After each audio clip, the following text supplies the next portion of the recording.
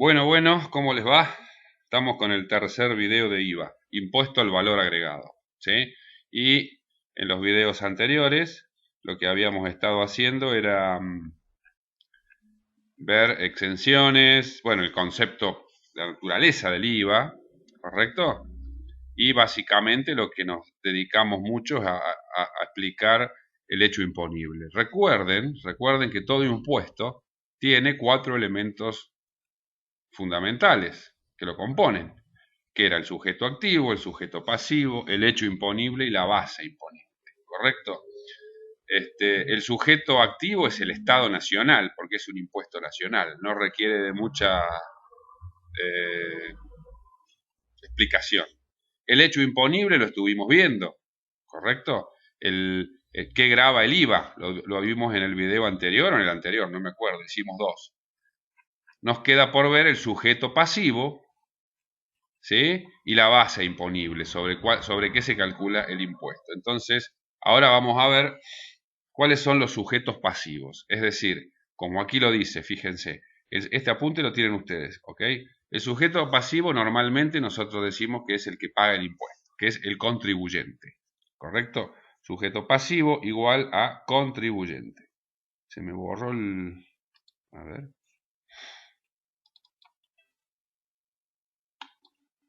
Diablos. Ahí está.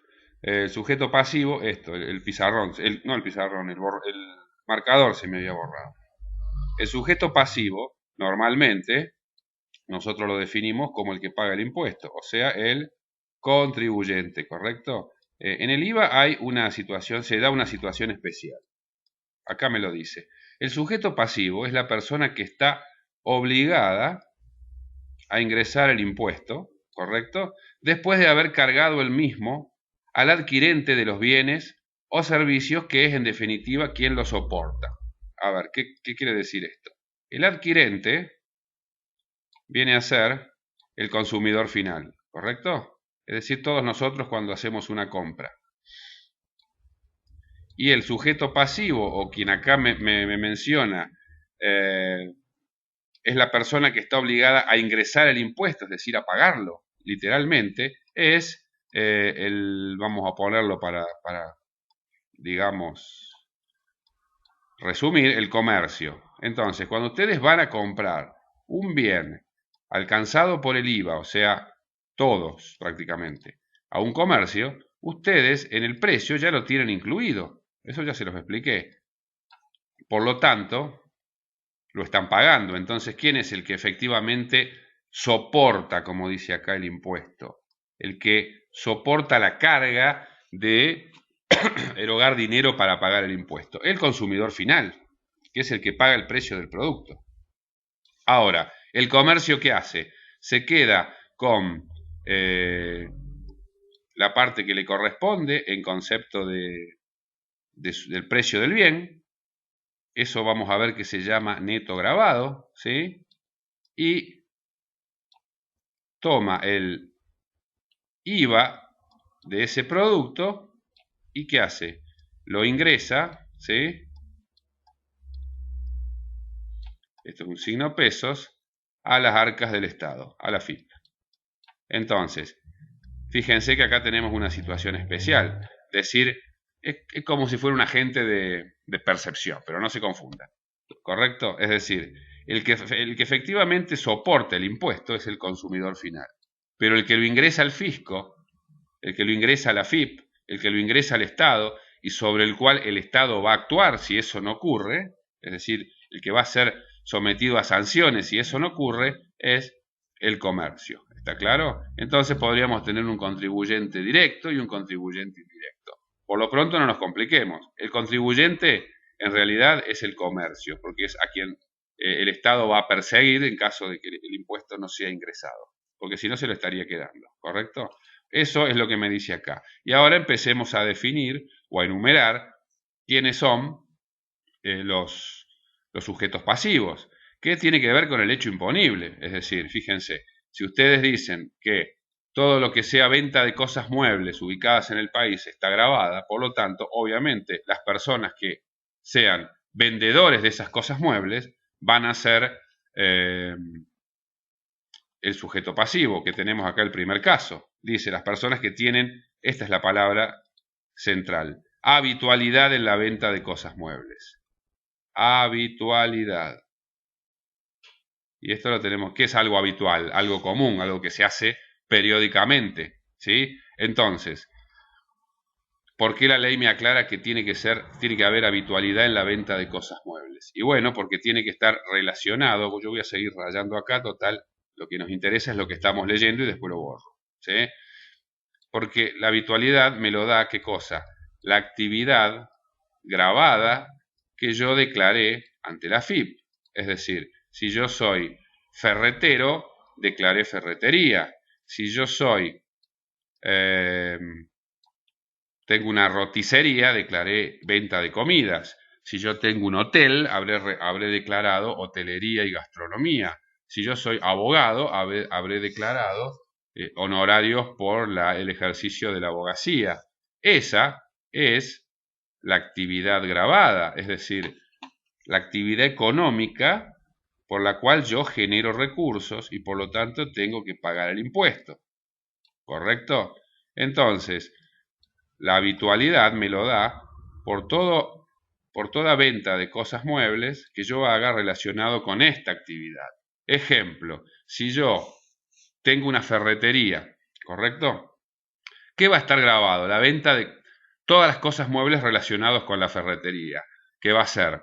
Tornillos, tuercas, herramientas, pintura, lo que ustedes se imaginan que vende una ferretería. Y también los bienes de uso que estén afectados a la ferretería. Por ejemplo, si yo vendo un mostrador, ¿sí?, que estaba en la ferretería y que quedó viejo y lo cambio, también va a estar afectada. Si yo vendo el aire acondicionado que estaba en mi local porque no anda más o está viejo, estaba digamos, afectado a la actividad en el local, también va a estar grabada esa actividad. Ahora bien, si yo tengo la ferretería y de repente vendo mi auto particular, porque lo cambio, esa venta no va a estar grabada, porque no es habitual, porque yo no me dedico a la venta de autos, sino que me dedico a la venta de artículos de ferretería y todo lo que ella incluye. Entonces, la ley me dice en este primer punto que las personas que tienen habitualidad, ¿sí?, a la hora de la venta de cosas muebles, lo podríamos traducir, se dedican a eso, ¿correcto? O realizan comercio accidentales con las mismas, que sería el caso de los bienes de uso, como decir, bueno, yo no compro y vendo aires acondicionados, pero si vendo el aire acondicionado afectado a mi actividad, entonces sí lo voy a considerar como hecho imponible y por lo tanto ahí sí voy a ser un sujeto pasivo. ¿Está? Ese es el punto más general y más conflictivo de todos los que estamos viendo acá y más importante. Después, entonces dijimos, primero, los que realicen a nombre propio, pero por cuenta de tercero, ventas o compras. Lo vimos que en el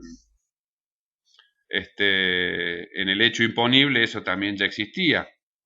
Aquellos que, por ejemplo, las inmobiliarias, que venden inmuebles que no son de ellos, pero son considerados sujetos pasivos del impuesto. Deben ingresar, el ejemplo no va porque los inmuebles no pagan IVA, pero imaginen una concesionaria de autos, qué sé yo, ¿sí? Algo que se vende y que no es tuyo, ¿está? Después, si dijimos que los importadores son, las importaciones, perdón, son sujetos pasivos hoy es temprano, estoy dormido. Si dijimos que las importaciones forman parte del hecho imponible, están grabadas, por lo tanto, los importadores, es decir, los que importan cosas muebles, van a ser sujetos pasivos del impuesto, ¿correcto? Sigamos con el mismo apunte que tienen ustedes, y acá me habla de más sujetos pasivos. Fíjense, las empresas constructoras. ¿Qué hace una empresa constructora? ¿Sí? Acá me dice que directamente o a través de terceros efectúen obras sobre inmueble propio para obtener un lucro con su ejecución y posterior venta del inmueble. Es decir, que las empresas constructoras que hoy en día tienen un nombre más marketinero, ¿no? Sobre todo en las grandes ciudades como Córdoba, ustedes tienen que se les dice Uy, qué palabra me metí a escribir.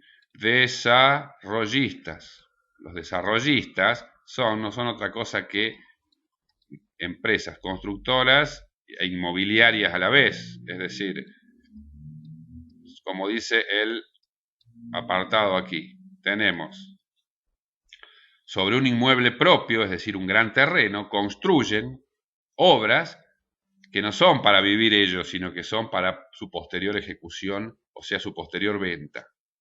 Por ejemplo, ¿conocen Gama? Bueno, es re famosa. Hace complejos de edificios enormes en Córdoba y después los va vendiendo de a uno. Eso es un ejemplo de una gran empresa constructora. Pero después cualquiera que compre un terreno para hacer una casa y venderla, no tendrá este nombre tan marketinero, pero sí entra dentro de este apartado, ¿correcto? Es decir, empresa constructora que construye para posterior venta. Después dijimos que todos los servicios están grabados, por lo tanto aquellos que prestan servicios grabados también son sujetos del impuesto. Obviamente, desde un peluquero hasta un plomero, hasta un albañil, hasta un contador, un abogado, un arquitecto que factura honorarios. Y por último, en el caso de locaciones, o sea, alquileres grabados, los locadores también van a ser sujetos, o sea, el que alquila, el dueño de la propiedad, también va a pagar IVA por eso. ¿Estamos? Eso en relación a sujetos pasivos. Ahora bien, periodo fiscal de liquidación. Esto es muy importante, fácil de entender, pero muy importante en todos los impuestos. Todos los impuestos tienen un periodo fiscal en el cual se liquida, periodo de tiempo estamos hablando, se liquida el impuesto y se paga. Y empieza un nuevo periodo. Por ejemplo, en el caso del impuesto a las ganancias, que todavía no lo vimos, se liquida, se toma todo un año, ¿sí? Por ejemplo, 2019, termina el 2019 y empieza el trabajo de liquidación que hacen los contadores, y allá por el mes 5 del 2020, ¿sí? Se liquida todo lo que pasó acá y se paga en una forma especial. Bueno, en el caso del IVA, el periodo de liquidación es mensual, ¿correcto? ¿Qué significa esto? Que todos los meses nosotros debemos determinar el IVA a pagar, que ya vamos a ver cómo se hace, todavía no lo vimos, ¿sí? Y todos los meses se debe ingresar el impuesto correspondiente. Suponiendo que yo tengo un mes, otro mes, otro mes, otro mes, no importa qué mes será. Bueno, si vamos a ponerle, esto es enero, febrero, marzo, etcétera. ¿Sí? El contador, ¿qué debe hacer? Tomar toda la información de este mes y en febrero pagar el IVA de este mes. Lo mismo va a hacer con febrero, tomará toda la información del mes de febrero y en marzo pagar el IVA correspondiente a febrero. ¿Sí? Lo importante es que el IVA se liquida mensualmente y como dice aquí, que en el artículo 27 de la ley se establece que el impuesto resultante se liquidará y abonará por mes calendario. Esto no sé si se los expliqué, pero es importante que lo entiendan para un montón de cosas. La diferencia entre mes calendario y mes aniversario. ¿Sí? Lo vamos a hacer en una hoja más en blanco, si no se va a hacer un lío bárbaro. Sacamos acá y ponemos acá. Es fácil de entender, pero te lo tienen que explicar. Nadie nació sabiendo. Mes aniversario, vamos a empezar por mes calendario, ¿sí? Como su nombre lo indica, tiene que ver con el calendario. Es decir que si yo tengo este mes, vamos a suponer que esto es todo un mes, el mes calendario es lo que me indica el almanaque. Es decir, por ejemplo, del 1 del 1 de enero al 31 de enero. Eso es un mes calendario. Y un mes aniversario es el periodo de tiempo de 30 días que va desde una fecha a otra. Vamos a suponer que yo tengo enero, pero a su vez tengo también febrero acá. ¿Correcto? Entonces, acá tengo 1 del 1, acá tengo 31 del 1 y acá tengo 28 del 2. 29 si fuera bisiesto. ¿Sí? Estos serían 2 meses calendarios, ¿correcto? Pero el mes aniversario sería el periodo de tiempo que va, por ejemplo, esto es un ejemplo, desde el 15 de enero hasta el 15 de febrero, ¿se entiende? Es decir, que el aniversario es un periodo de 30 días entre dos fechas, que no necesariamente coincide con el almanaque, ¿sí? Entonces, esto es un mes calendario, que me lo marque el almanaque. Esto es un mes aniversario. Mismo periodo de tiempo, pero con un mes cortado en dos. O puede ser desde el 20 hasta el 20, o desde el 17 hasta el 17, no importa. Tiene que ser un mes, pero que no coincida con el almanaque. ¿Se entiende? Ustedes dirán, ¿para qué me complica la vida explicándome esto? No, porque en derecho los plazos son muy importantes. Nosotros no vamos a estudiar derecho en nuestra materia, pero en derecho los plazos son muy importantes y en impuestos ni hablar. Y cuando ustedes lean que la ley determinada de un impuesto dice mes calendario, ya saben cómo se cuentan los plazos. Y si dice mes aniversario, ya saben cómo se cuentan los plazos. De todas maneras, ya lo vamos a ver en el impuesto a las ganancias, que según el sujeto pasivo, depende si los plazos corren de manera de mes calendario, de año calendario o de año aniversario. Quedará para la próxima función, el impuesto a las ganancias. Bien, y entonces hablamos de el periodo fiscal de liquidación mensual. Siempre el IVA es mensual, punto, no hay mucho más que decir. Y ahora vamos a la base imponible. Y ya nos entramos a meter en cuestiones que tienen que ver con la liquidación del impuesto, la parte más práctica. ¿Correcto? La base imponible, ustedes sabrán que era el importe sobre el cual se aplica la alícuota, que todavía no vimos, porque recién yo les hablé de 4 elementos fundamentales, pero supongo que se habrán dado cuenta de que son 5 en realidad. No les nombré el quinto porque viene después, pero son 5 los elementos fundamentales del impuesto. No habíamos mencionado la alícuota que viene después. Pero la base imponible, ya vimos sujeto activo, que es el Estado nacional, el sujeto pasivo lo vimos recién, el hecho imponible lo vimos en el video pasado, y ahora vemos la base imponible y nos va a quedar la alícuota, ¿sí? La base imponible es el importe sobre el que se aplica la alícuota. ¿Sobre qué aplicamos el impuesto para determinarlo? ¿Sobre qué importe monetario? La base imponible, recuerdan que era la base monetaria del hecho imponible, ¿sí? Entonces, primero lo vamos a hacer acá, tipo pizarrón, ¿sí? Para después pasar al apunte. Me dice la ley que la base imponible del IVA no es otra cosa que el precio neto de venta del producto, o del servicio en este caso, ¿correcto? Precio neto de venta, ¿sí? Ustedes van a comprar algo, ese algo ya tiene el IVA incluido, ¿sí? Y lo que pagan por ese bien es el precio neto que estamos acá diciendo más el IVA. A ustedes no les interesa, ni a mí tampoco cuando voy a comprar, ¿sí? El precio neto de venta. Ahora bien, ¿cómo calculo ese precio neto de venta? Bueno, el precio neto de venta es igual, ¿correcto?, al precio de venta, ¿sí? Epa, eso es una E.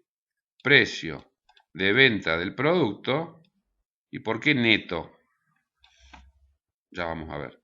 Precio de venta de ya sea bien o servicio, lo que estemos comprando, o sobre lo que estemos calculando, menos, ¿sí?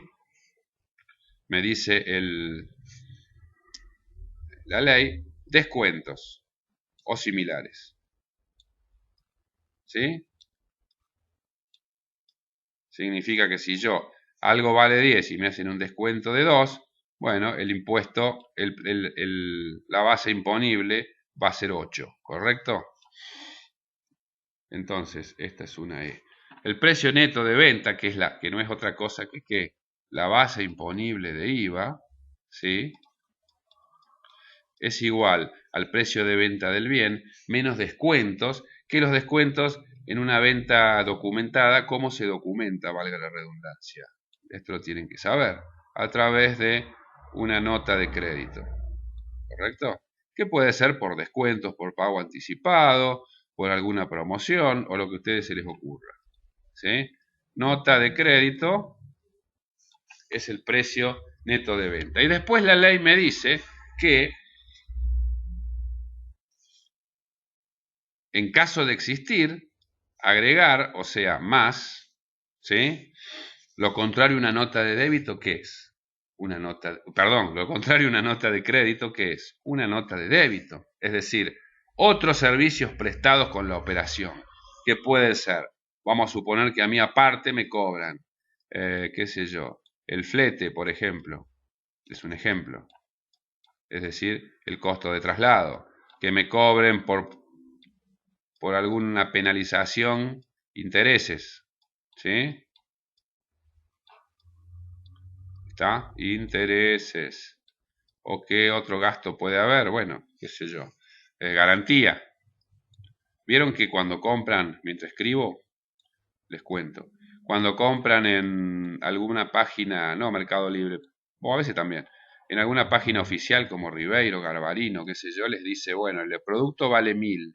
Si ustedes quieren garantía extendida, es decir, 5 años de garantía, pagan 100 pesos más y van a tener 5 años cubiertos por roturas y demás. Bueno, eso sería un ejemplo de esto, ¿eh? Un agregado al precio, que sería lo contrario a lo anterior, un agregado al precio por algún servicio. En este caso sería una nota de débito. Entonces, si yo el precio del bien le resto los descuentos y le sumo los recargos, vamos a decir así, a través de notas de crédito y notas de débito, obtengo igual, no tengo mal lugar, pero es esto, precio neto de venta o base imponible del impuesto. ¿Correcto? Eso es lo que me dice en el apunte que vamos a ver ahora. Fíjense, el precio neto de la venta, o también de la locación del servicio, es el que resulta de la factura o documento equivalente que emite la persona obligada al ingreso del impuesto, o sea, el comercio. Analicen la frase. Es el que resulta de la factura o documento equivalente que emite la persona obligada al ingreso del impuesto. ¿Quién emite la factura? El comerciante, el que te vende. Neto de descuentos según las costumbres de plaza. Y acá está lo que pusimos recién. Precio de venta menos descuentos y similares, que yo le agregué recargos porque después me lo pone acá. ¿Ven? Entonces, para hacer una fórmula, esto sería menos y esto sería más. ¿Correcto? Después se pone complicado con algunas cosas que no vamos a profundizar, ¿sí? Como ser el tema de las construcciones, como ser el caso de las locaciones, que me dice simplemente que todos los alquileres, todo recargo en el contrato por servicios adicionales que se haga cargo el inquilino también formarán parte del alquiler, etcétera, etcétera. Pero vamos a lo importante, ¿sí? Y después me aclara para... Tranquilo. Después me aclara para algo que es medio obvio, pero no importa. Me dice así, fíjense, no integran el precio neto grabado, o sea, no integran, me está diciendo acá, me aclara qué cosa no integra la base imponible, qué cosa no se puede recargar al precio, ¿sí? Para calcular el IVA. Bien, cosas que son obvias, pero nunca está de más aclarar, más en una ley que debe ser precisa. Dice así, el IVA, o sea, me dice, el IVA no integra el precio, el IVA no integra la base imponible del IVA, obvio, ¿sí? Pero este concepto que tengo acá tiene que ver con, al principio dijimos que el IVA es no acumulativo, por lo tanto, entre los distintos pasos del proceso productivo que habíamos visto, fábrica, mayorista, minorista y consumidor final, ¿sí? Cada uno va trasladando al otro, ya vamos a ver en detalle, el valor agregado y no el valor de todo el bien, porque si no estaríamos cobrando, como dice acá, IVA sobre IVA, y generaría un efecto cascada, o, para que ustedes lo entiendan mejor, generaría un efecto que está expresamente prohibido por la Constitución Nacional, que es cobrar impuesto, ¿sí?, sobre un impuesto, algo que sería absolutamente abusivo.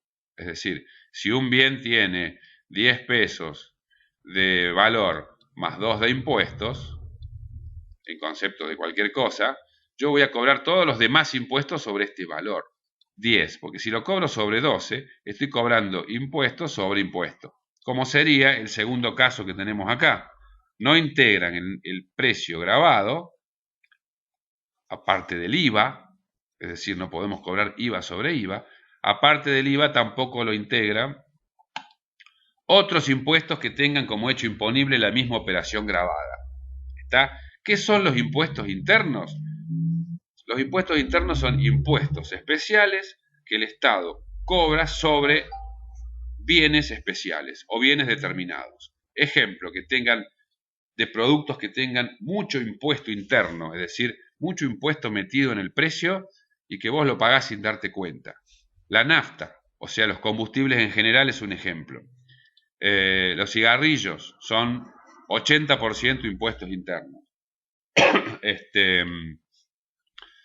Muchas bebidas alcohólicas también lo tienen.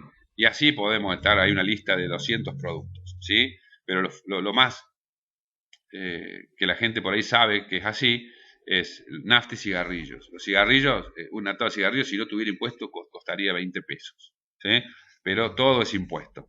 Entonces, lo que me dice este ítem es que si un producto tiene impuestos internos, como si son internos porque están adentro del precio, el IVA lo voy a calcular sobre el precio neto de esos impuestos internos. Si no, voy a estar cobrando impuestos sobre impuestos. Por ejemplo, lo que yo le dije, si ustedes algún día pueden acceder a una factura de una petrolera a una estación de servicio, van a ver que dice así, nafta, ¿sí?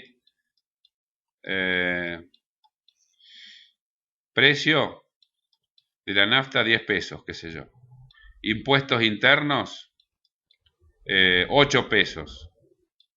IVA, el IVA, ustedes dirán se calcula sobre 18, no, sobre 10. ¿Por qué? Porque esto es impuesto y no se puede cobrar impuestos sobre impuestos. ¿Se entendió? Bien, si no, me preguntan a destiempo, pero me preguntan, porque no me pueden preguntar ahora. Rápidamente, porque se nos acaba el tiempo de media hora, que a mí me gusta que duren los videos, vamos a ver el último de los elementos, que son las alícuotas. Y para que ustedes tengan más o menos claro, la alícuota general, que es la más común, es esta, ¿ven? La alícuota del IVA es en forma general del 21%. Pero la ley no me da nada. La ley tiene dos tipos de alícuotas más. Una alícuota incrementada, que obviamente será mayor, porque por eso se llama incrementada, y una alícuota reducida que será menor. ¿Para qué? Para algunos casos puntuales. Fíjense cuáles son esos casos puntuales. La alícuota incrementada me dice que es igual, acá lo dice, al 27%, es decir, 6% más que el anterior. ¿Y para qué caso se aplica? Y bueno, lo dice ahí clarito. Ventas de gas, energía eléctrica, agua y servicios de telecomunicaciones, siempre y cuando el comprador sea responsable inscripto en el IVA o monotributista. Traducido, esta alícuota incrementada se aplica para... ¿En qué casos? En casos de servicios públicos, que van desde, como dice ahí, luz, gas, teléfono, agua, pero solo a comercios y empresas. ¿Correcto? Es decir, fácil de entender. Factura de la CLEMIC, ¿sí? Luz. ¿Esto qué es? Energía eléctrica, luz. Ustedes habrán escuchado por ahí decir, la luz comercial es más cara. Aparte de ser más cara porque La Clemic te cobra un manguito más, ¿sí? Tiene más IVA. Entonces, si vos tenés un negocio, la luz a tu casa va a llegar, ¿sí? Con un 21% de IVA incluido. Bien, si vos tenés un negocio, la luz a tu negocio va a llegar con un 27% de IVA. ¿Está claro? Simple y claro.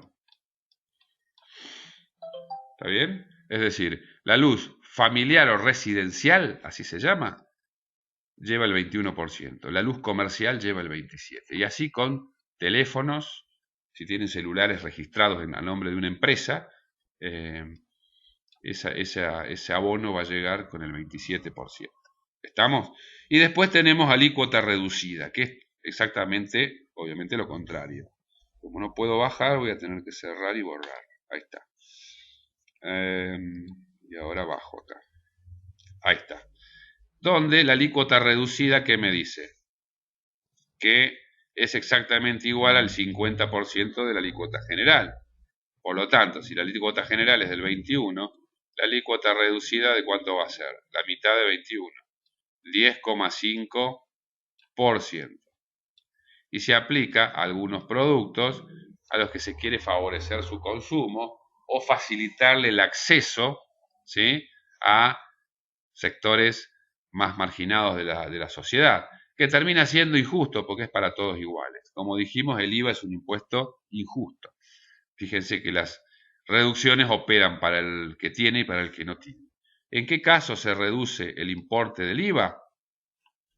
La alícuota del IVA, bueno, acá lo dice, la venta de los siguientes productos. Animales vivos, lo vamos a leer, tampoco hay que aprendérselo de memoria esto, pero para que ustedes lo entiendan.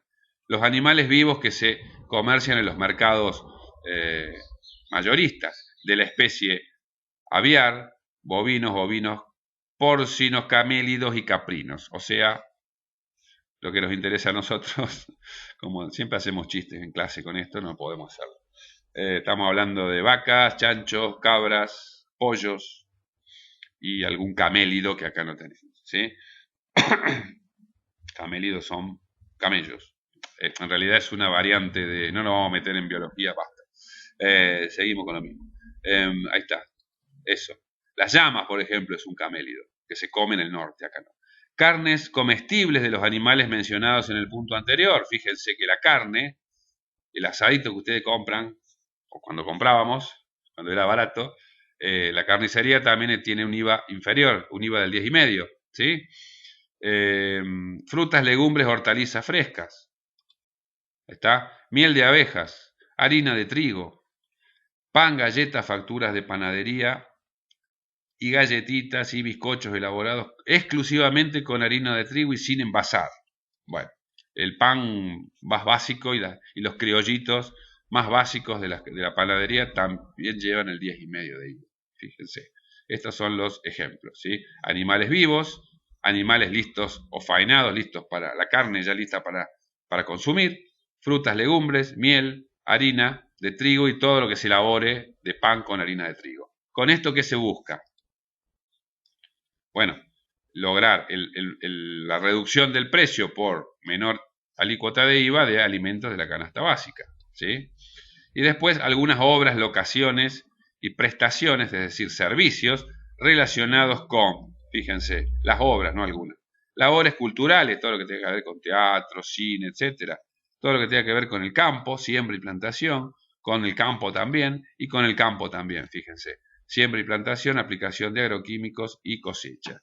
Y también me agrega el servicio de taxis, ¿correcto? Y taxis, remis y todos los demás servicios de transporte de pasajeros tienen el 10,5 de IVA.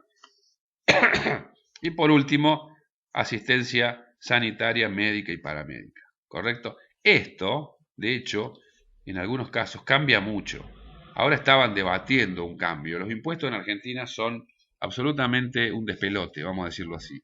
Los emparchan, sacan, ponen. Por eso, lo importante que uno tiene que tener en cuenta como profesional es el concepto general, ¿sí? ¿Qué quiero decir con esto? Ustedes en el IVA van a tener una alícuota del 21, que hace un montón de años que está, una pila de años que está esta alícuota y no la pueden bajar porque si no se quedan sin plata.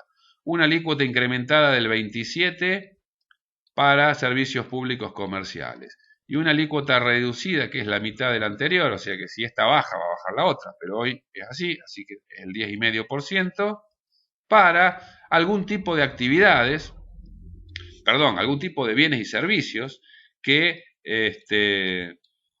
en el caso de tener que saberlos, va y se busca en la ley, no se tiene que aprender esto de memoria.